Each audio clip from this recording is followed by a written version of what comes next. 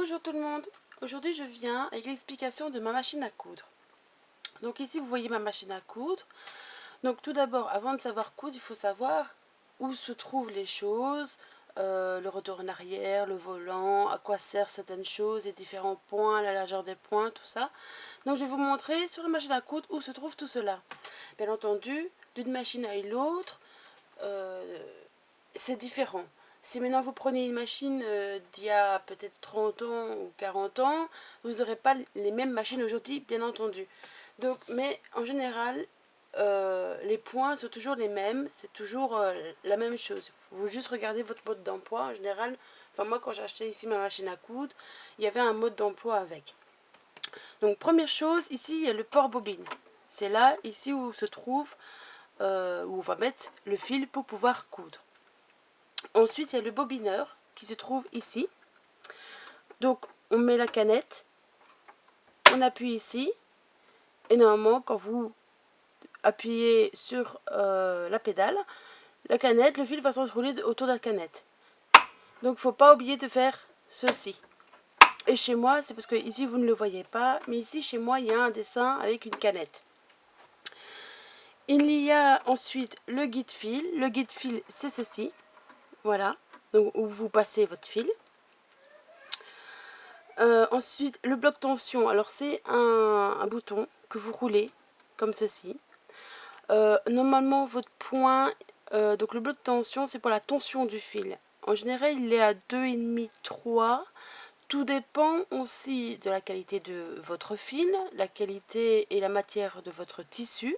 Ça, vous verrez au moment où vous cousez votre tissu, vous verrez si ça fait des nœuds ou pas. Et là, dans ce cas, vous pouvez penser, premier problème, peut-être problème de tension de votre fil. Ensuite, il y a le tendeur de fil. Donc le tendeur de fil, si je tourne avec ma roue, mon volant, vous voyez ici, là, il y a un truc qui bouge. C'est le tendeur de fil. Donc vous passez aussi quand vous... Voilà, il y a un trou juste ici et vous devez passer normalement votre fil à l'intérieur. Alors le guide fil de l'aiguille, ça se trouve ici. Donc je vais allumer ma machine. Le guide fil de l'aiguille, je sais que vous aurez peut-être du mal à le voir.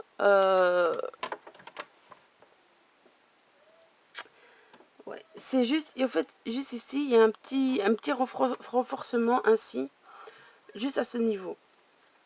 C'est le guide fil de l'aiguille. La touche marche arrière, elle est ici. Avant, arrière. Donc vous voyez le symbole ici. La roue de réglage de la longueur des points. Donc c'est ceci, pour la longueur des points. Alors celle-ci aussi, en général, elle est réglée pour un tissu normal et un fil normal à 2,5, 3. Moi ici, elle est réglée à 3. Forcément, plus vous allez vers le 0, plus votre point est serré. En général, moi j'utilise ça quand je veux, comme j'ai pas de surjeteuse, cela me permet de surjeter entre guillemets et je fais le point plus serré pour que évidemment que mon tissu ne s'effiloche pas. Donc ça sert plutôt à ça. En même temps, vous changez évidemment votre point pour surjeter. Les touches pour sélectionner les points. Alors la touche, donc on dit la touche pour régler les points pour une machine électrique. Donc ça c'est une simple machine. Donc vous tournez simplement votre bouton. Voilà. Donc il y a les points normaux. Voilà, les zigzags pour les boutonnières. Donc vous tournez à ce niveau-là, voilà, comme ça ou comme ça, et vous choisissez votre point. Le volant, ça se trouve juste ici. Attendez, je vais vous montrer. Donc voilà. Ce qui permet, quand je tourne, de faire monter ou descendre mon aiguille. Le pied presseur. Donc le pied presseur, si je remonte ici mon pied presseur, c'est ceci. C'est, je pense que je dois peut-être en avoir un pour vous le montrer. Non, j'en ai pas. Ça se retire très facilement. Voilà.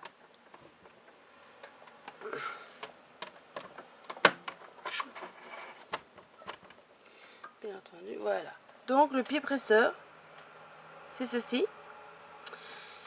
Il y a les petites encoches ici qui permet de pouvoir l'attacher. Donc en général un pied presseur, ça dépend toujours des machines, de la marque de la machine.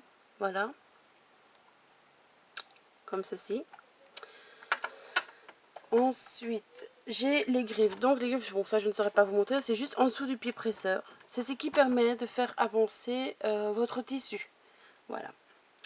La plaque d'aiguille graduée. En fait la plaque d'aiguille c'est juste ça.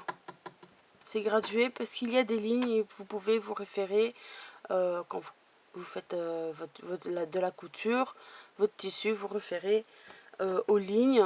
Vous pouvez également vous aider de ceci. Alors, le nom, je ne sais pas.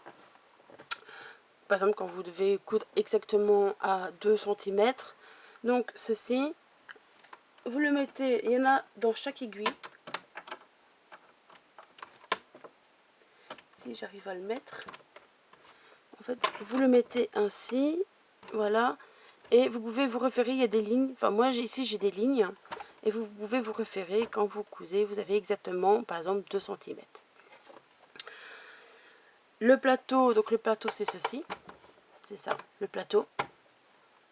L'interrupteur général, donc l'arrêt ou marche, donc au moins il se trouve de ce côté-ci. Si je vous montre ainsi, voilà. Et là, j'éteins tout. Voilà. Bon, je sais pas, je vous prends pas pour des idiots, mais je préfère vous montrer la totalité. Et le serre-aiguille, en fait, le serre-aiguille, ça se trouve juste ici. Ce qui vous permet de tourner, d'enlever l'aiguille pour changer l'aiguille selon votre tissu, ou si elle est cassée, malheureusement. Et vous remettez l'aiguille. Pour remettre une aiguille, donc ça, ici, je vais pas le faire parce que j'ai déjà mon aiguille. Donc vous desserrez et en fait, vous avez une aiguille. Je sais pas si je vais vous montrer, si vous allez bien voir. En fait, sur une aiguille, ici, j'ai mon côté plat, là, et un côté, si vous voulez, arrondi. Le côté plat, toujours derrière. Donc, j'ai le côté arrondi face à moi pour pouvoir mettre l'aiguille. Je pense pas que c'est différent d'une machine à une autre. Je pense que ça se monte exactement de la même manière.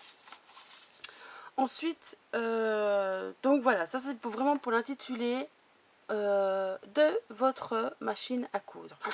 Si vous avez des questions, n'hésitez pas à me répondre. Je vous mettrai en lien mon blog où il y aura des photos avec justement la légende. Vous pouvez télécharger les photos, il n'y a aucun souci pour ça. Et je vous dis à bientôt. Au revoir.